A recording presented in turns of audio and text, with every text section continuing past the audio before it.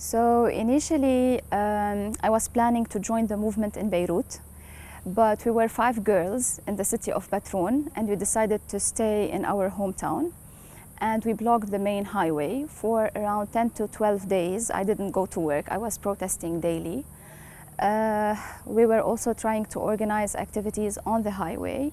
We got in touch with experts and university professors if they can come and give us lectures while on the highway again. So I had direct engagement in the protest movement, if I can say.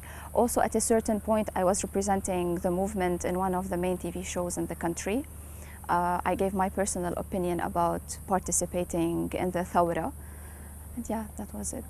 What was your personal opinion participating in the Thawra? What drove you to the highway?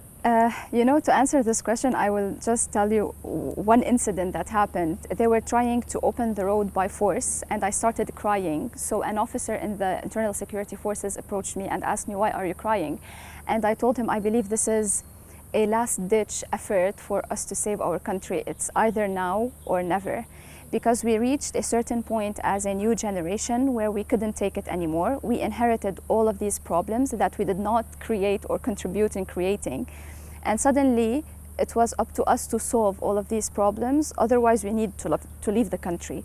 So for me, it was either now I take to the street and I participate in gaining my own right, or I will pack the bags and leave.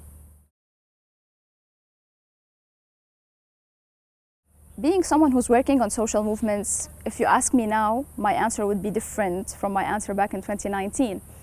Today, I know that this movement started in 2015 initially, even before that, 2009, 2011, with the Laik Pride, and later on the movement that happened following the Arab Spring.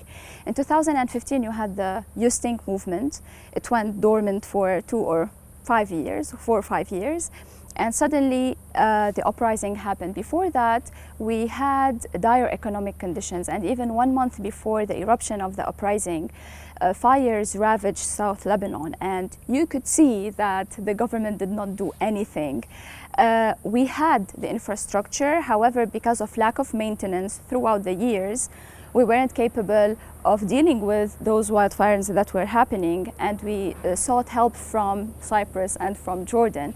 So we saw that those historical facts combined, and suddenly you could see that the system has collapsed. I mean, I know it didn't happen out of the blue, but back then in 2019, it was like out of the blue. Suddenly, our deposits were in the bank. We couldn't withdraw our own money.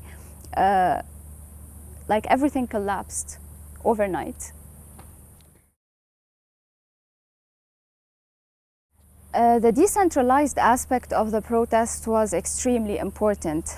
I remember vividly we convened endless meetings in Batroun asking people, do you want us to join the movement in Beirut, Jbeil, Zouk, or do you want us to stay here? And they were like, no, let us stay here. So this shows you something. First, people were comfortable protesting from their comfort zone, but at the same time, they were encouraged to do so because people in different cities were also protesting. So the geography meant, okay, now I'm comfortable protesting here because I have my compatriots protesting in Tripoli, but also in Beirut and in the south. So it was linked, but it wasn't linked at the same time. So that's what was interesting. It's dual nature, in my opinion.